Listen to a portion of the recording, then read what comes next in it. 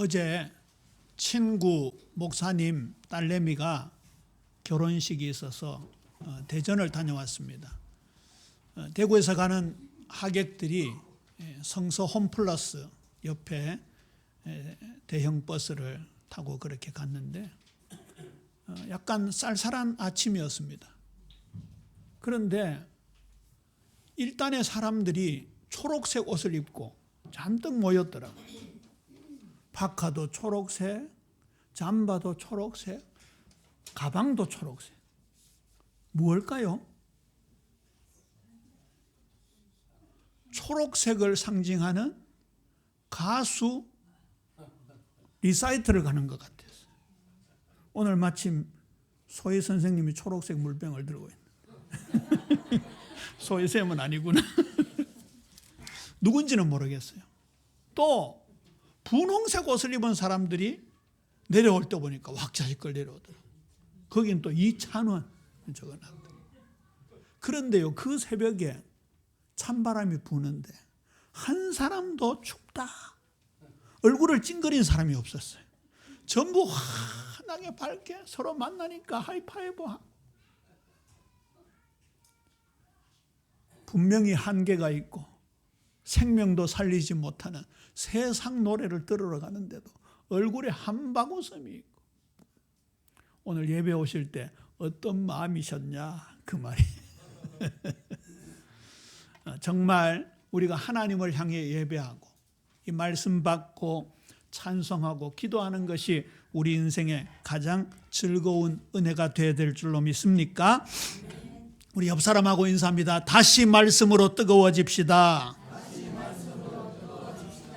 여러분, 우리를 뜨겁게 하는 게요, 성경에 몇 군데 나오는데요, 말씀과 관계되어 있어요. 예? 우리는 은사 중심으로 집회도 경험해 보기도 하고 막 불로 예? 막 그런 집회도 참석해 봤는데요, 성경에서는요, 마음을, 영혼을 뜨겁게 하는 것은 하나님의 말씀만이었어요. 예수님께서 성경을 풀어주실 때 엠마오로 도망가던 두 제자의 가슴이 뜨거워졌다 그랬잖아요. 몇 군데 찾아봤더니요, 전부 말씀과 연관되어 있어요. 예레미야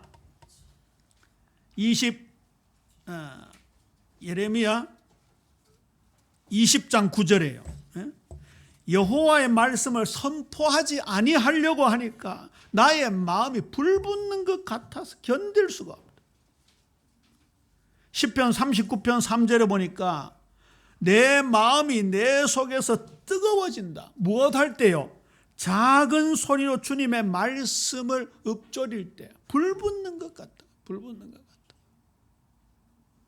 제가 좀 이렇게 강제하지 않잖아요. 하나님 말씀 읽는 걸 보통 우리 성도님들의 자율에 맡기는데, 진짜 이 말씀 안에 우리 인생의 모든 해답이 다 들어있고 참된 기쁨과 행복이 말씀을 통해서 솟아나야 될 줄로 믿습니다. 이번 주간에는 에베소서, 빌립보서, 골로새서 옥중서신을 함께 읽고, 아까 영상에서도 몇 번 나왔지만 데살로니가 전후서, 디모데 전후서 같은 목회서신을 우리가 함께 읽습니다.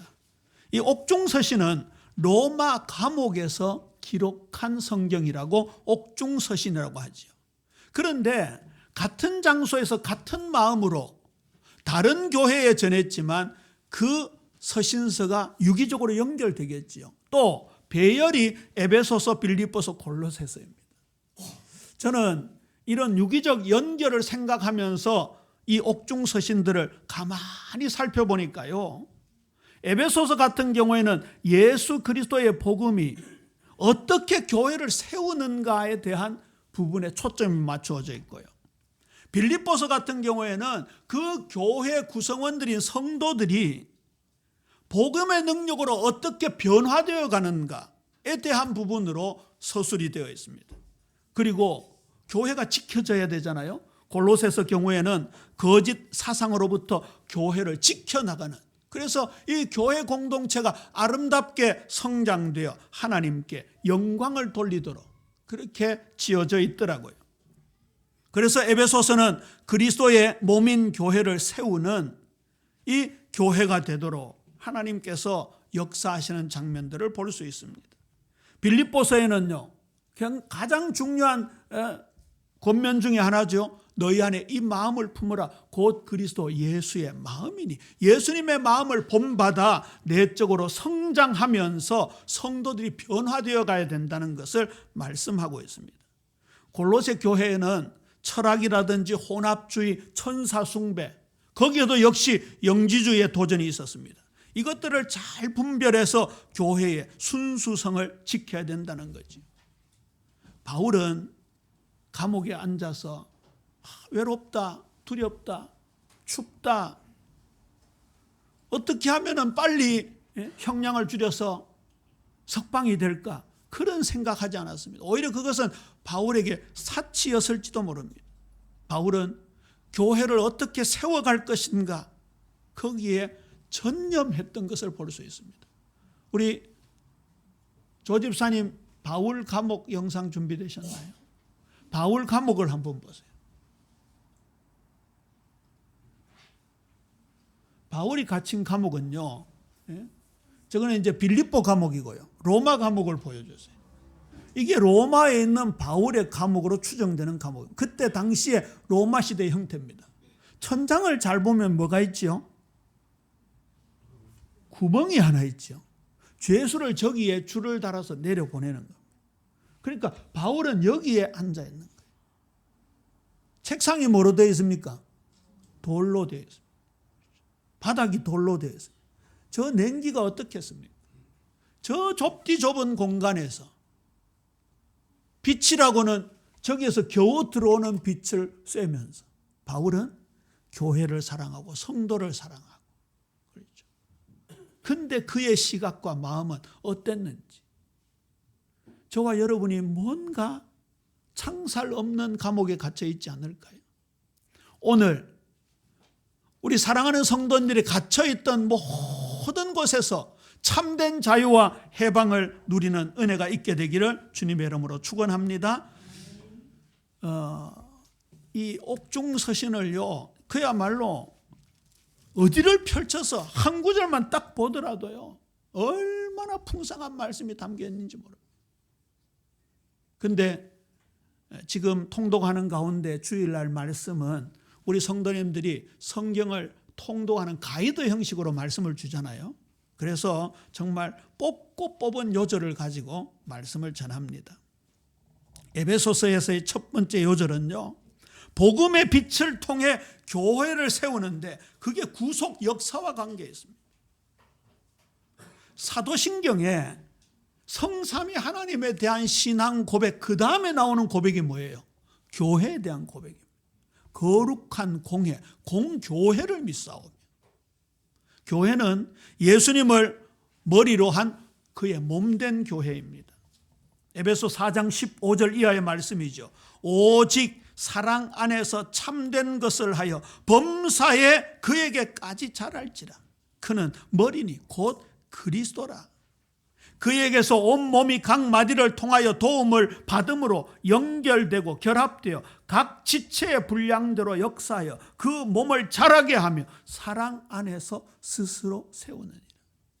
예수님께 깊이 뿌리를 내리고 요동하지 않는다면 저와 여러분은 점점 자라 그리스도의 장성한 분량까지 성장하는 축복을 누리게 될 줄로 믿으시기를 주님의 이름으로 축원합니다. 빌립보서 보세요.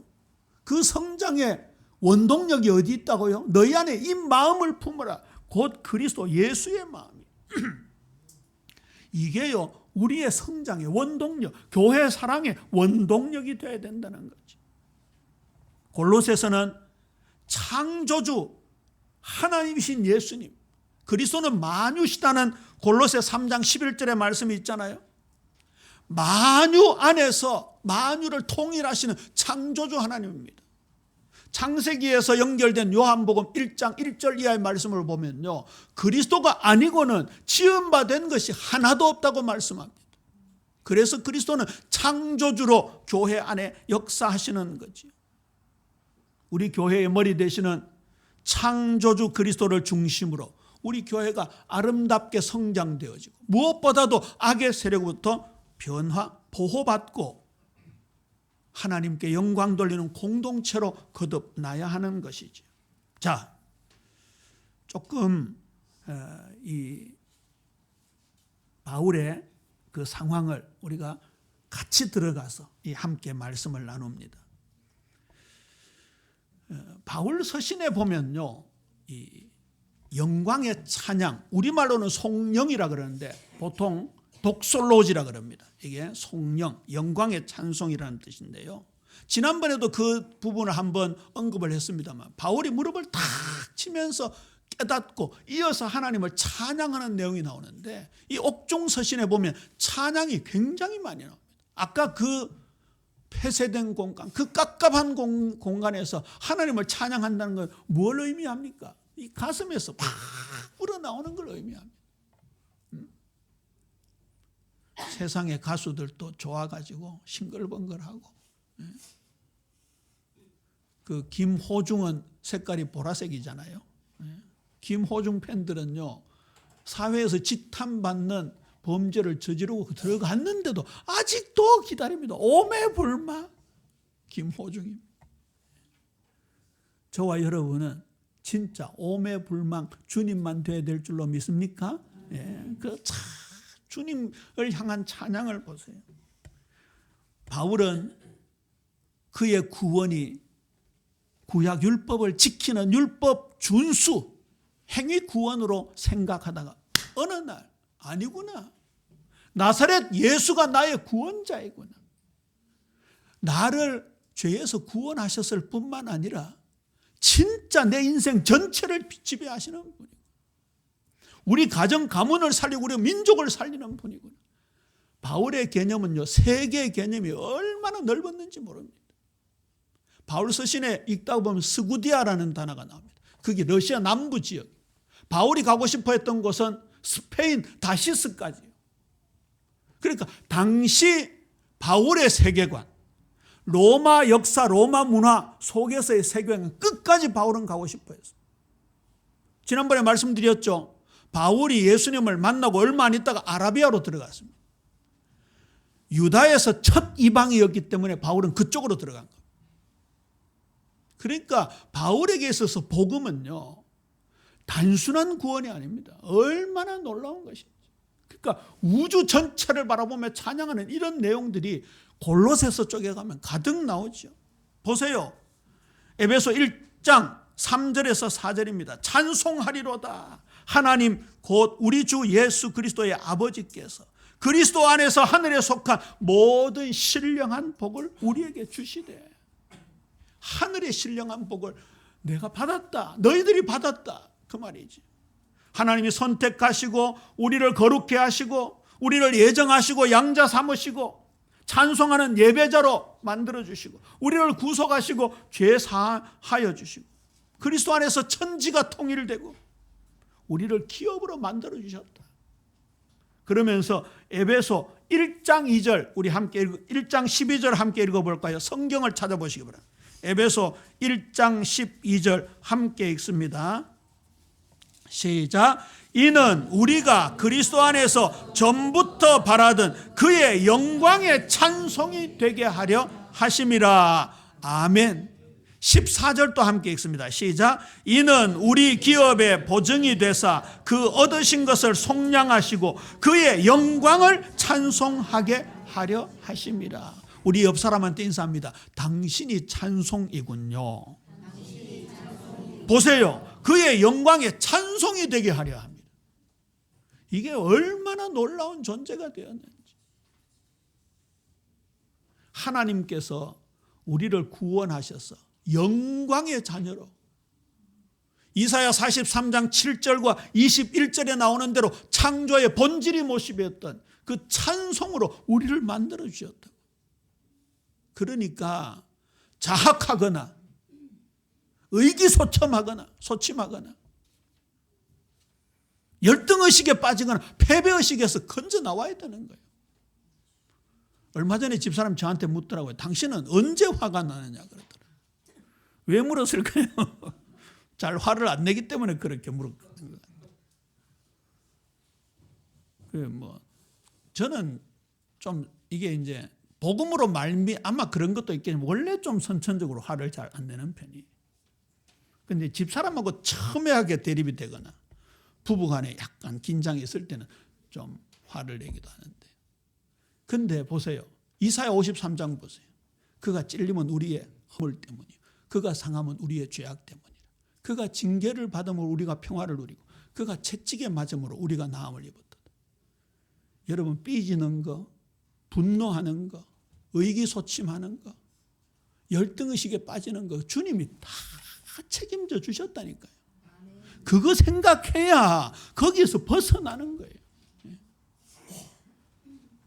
방금 열거했던 이런 못된 습성들이 아직도 나온다는 것은요, 그 주님께서 십자가 지시고 인생 전체를 나를 위해 버리셨다는 게 안 믿어지니까 그런 거예요. 안 믿는 거예요. 안 믿는 거. 그냥 딸랑 예수님 나 구원하셔서 나는 하나님 그것만 믿는 거예요.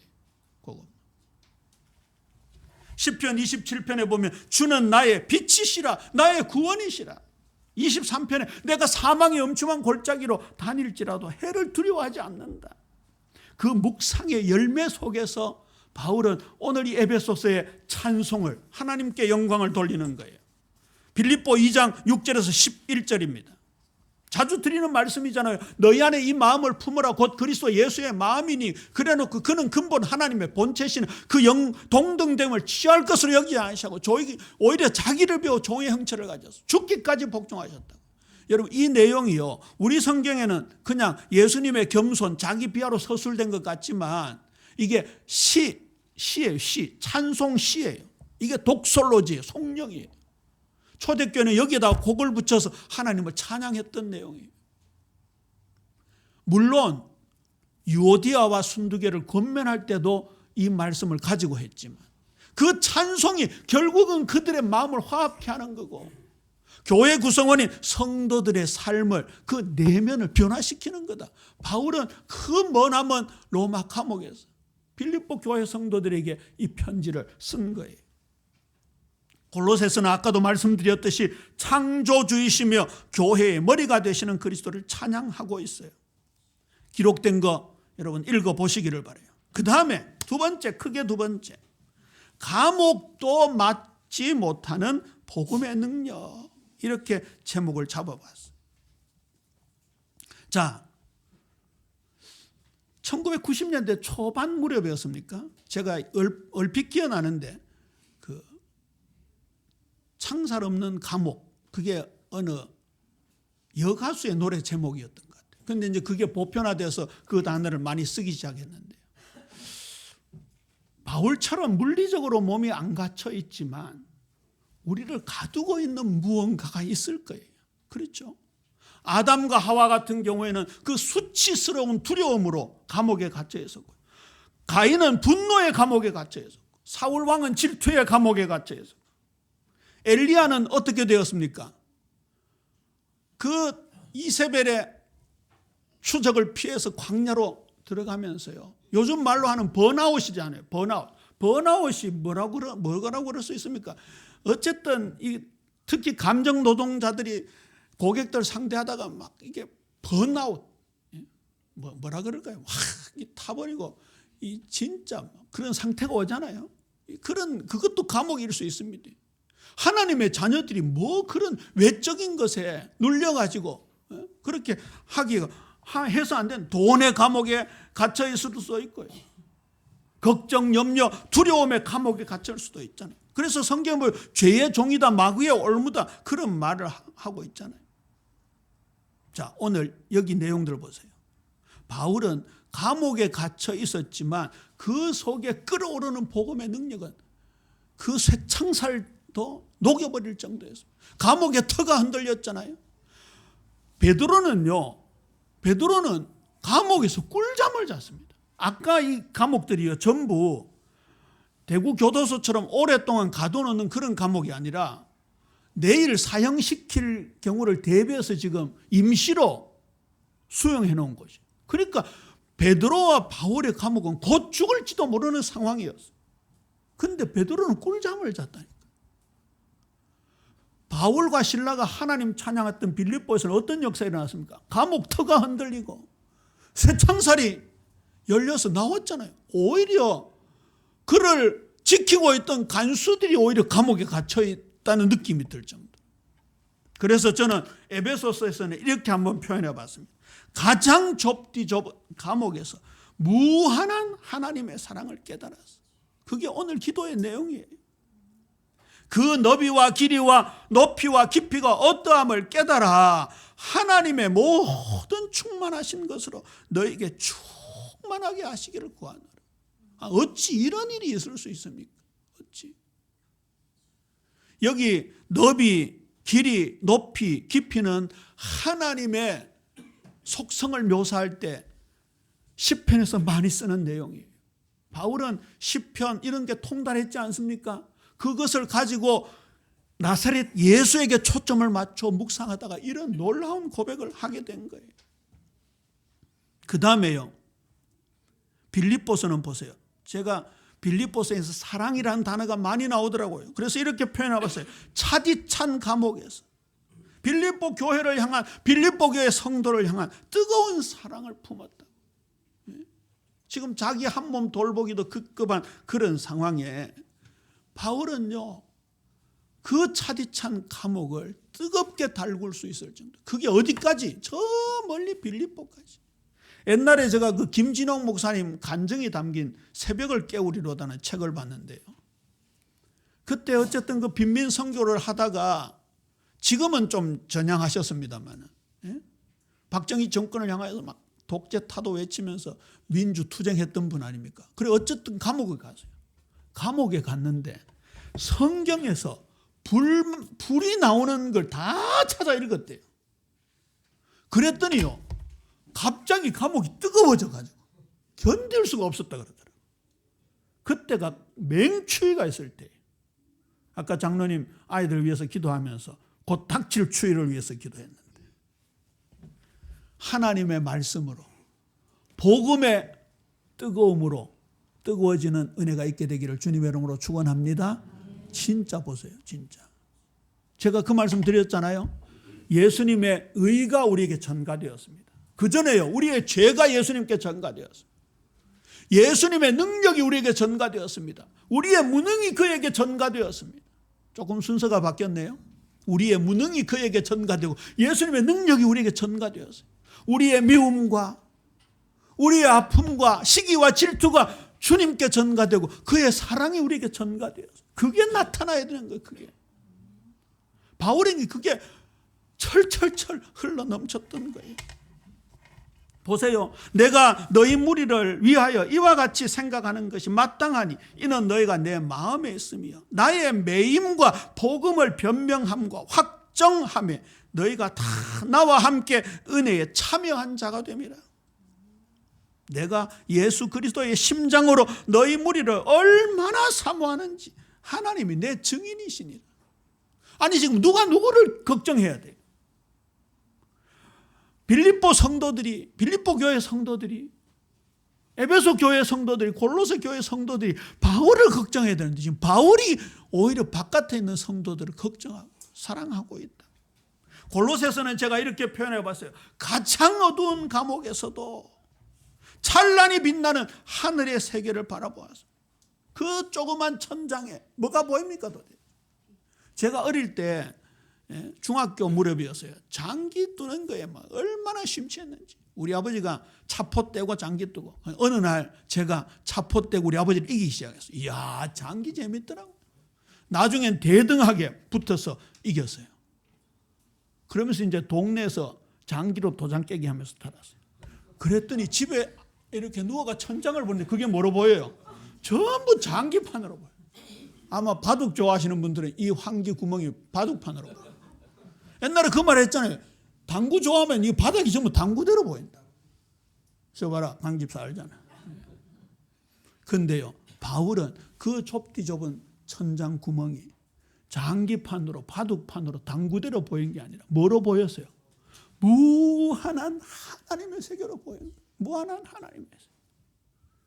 이게 도대체 무슨 일입니까? 어떻게 이런 일이 있을 수 있어요? 창조주 하나님의 세계를 본 거예요. 창조주. 저와 여러분이 혹시 상처에 함몰되어 있으면 누구 말 한마디가 나를 상처 주는 것으로 생각합니다. 그게 장기에 빠져서 장기알로 장기판으로 보이는 거 똑같습니다. 당구에 빠져가지고 길 가는 게 전부 당구대로 보이고 돌 하나 굴러가도 당구알로 보이는 거랑 똑같습니다. 어디에 함몰되어 있는가? 어디에 빠져 있는가? 바울은 그걸 벗어났잖아요. 바울이 옛날에는 어디에 빠져 있었습니까? 율법주의에 빠져 있었잖아요. 그러니까 예수가 십자가 못 박혀가지고 구약의 모든 걸 성취했다 이러니까 바울이 볼 때는 이제 저것들이 저기 하나님을 모독하는 신성 모독이라. 그러니까 그 잡아 죽이는데 돌아다녔잖아요. 그랬던 바울의 시각이 바뀌었잖아요. 사랑의 사도로 바뀌었잖아요. 사랑의 사도. 그러므로 너희가 그리스도와 함께 다시 살리심을 받았으면 위의 것을 찾으라. 거기는 그리스도께서 하나님 우편에 앉아 계시느니라. 이게 지금 신학을 교리를 논하는 게 아니고 바울의 본심이에요. 그 바울에게 지금 왔던 뜨거운 감정이에요. 고린도 후서 4장 6절에 보세요. 어두운데 빛이 있으라 하셨던 그 하나님께서 예수 그리스도 얼굴에 있는 하나님의 영광을 아는 빛을 우리에게 비추어 주셨다고. 그 차디찬, 그 좁디 좁은, 그 캄캄한 감옥에서 그는 창조의 빛을 본 거예요. 이거 아니고 무슨 답이 있습니까, 여러분? 이거 아니고 걱정, 염려에 창살 없는 감옥을 어떻게 이길 수 있겠습니까? 이거 아니고 과거의 상처에 매 있는 것에서 어떻게 이길 수 있습니까? 이거 아니고 어떻게 돈의 감옥에서, 죄의 노예에서 어떻게 이길 수가 있겠습니까? 진리를 알지니 진리가 너희를 자유롭게 하리라. 그러므로 그리스도 예수 안에 있는 자에게는 결코 정죄함이 없나니 생명의 성령의 법이 죄와 사망의 법에서 너를 해방하였음이니라. 이게 교리로 외우는 구호가 아니라 우리 사랑하는 성도님들의 삶의 실제가 되어지는 은혜가 있게 되기를 주님의 이름으로 축원합니다. 월화수목금토 한 주간 읽을 주제는 우리 새벽에 나눕니다. 진짜 성경 읽으시고 재밌습니다. 이찬원이보다 재밌고 김호중이보다 재밌고 또 누구 임영웅이 보다 재밌고 진짜 이걸 우리가 체험해야 돼요. 저는요 어제 그 사람들 연상하고 오늘 예배를 다 생각하면서요 제 가슴이 막 얼마나 뛰든지 제가 분명히 준비하고 전하는 거지만 오늘 무슨 말씀을 주실까? 때로는요 원고에 없는 말씀도 하나님 주십니다. 오늘 어떤 말씀을 주시고 또 이 말씀에 어떤 깊이를 주실까? 우리 찬양대 찬양하잖아요. 저는 이미 다 알아요. 왜냐하면 집사람이 악보를 다 해가지고 준비하고 맨날 듣기 때문에. 근데 또 찬양대 찬양을 또 달라요. 이 꾀꼬리 같은 다 이렇게 해가지고 그렇게 찬양하면 또 달라요. 이 주일날 함께 모여서 예배하는 게 또 달라요. 우리 성도님들 이 말씀 받으면서 아멘으로 받는 모습 또 달라요. 어떤 분들은 걱정 염려에 잡혀 있겠죠. 그런데 오늘 이 말씀을 가지고 가서 붙잡고 기도하다가 거기에서 해방받고 그 창살 없는 감옥에서 해방받는 걸 생각하면 또 달라요. 말씀을 맺습니다. 보세요.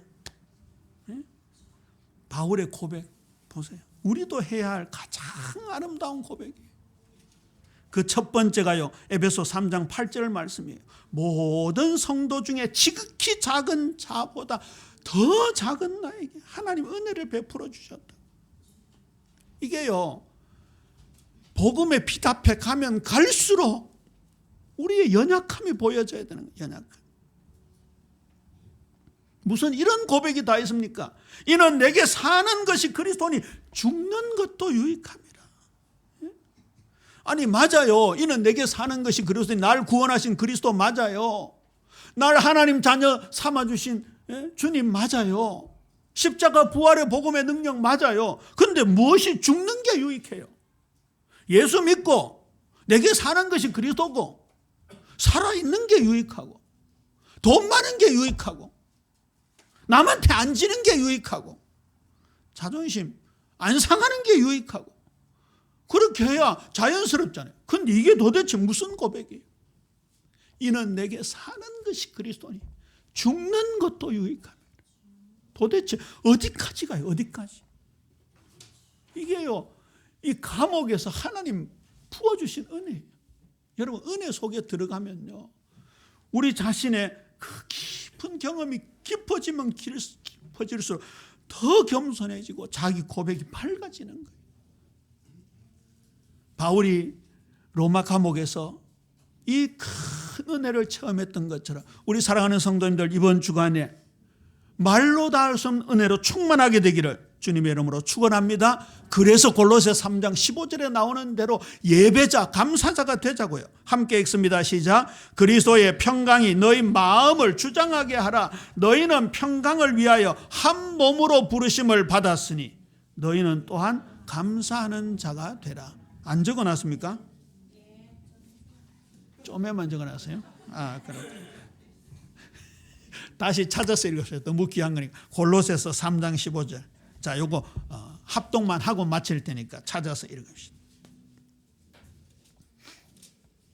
함께 읽습니다. 시작. 그리스도의 평강이 너희 마음을 주장하게 하라. 너희는 평강을 위하여 한 몸으로 부르심을 받았나니 너희는 또한 감사하는 자가 되라. 장기 말고 바둑 말고 당구 말고 세상 노래 말고 복음에 빠지면요, 감옥이 예배당이 되는 거예요. 내 삶이 감사자가 되는 거예요. 우리 예비교회 모든 성도들 하나님 그렇게 만들어 주실 줄로 믿습니다.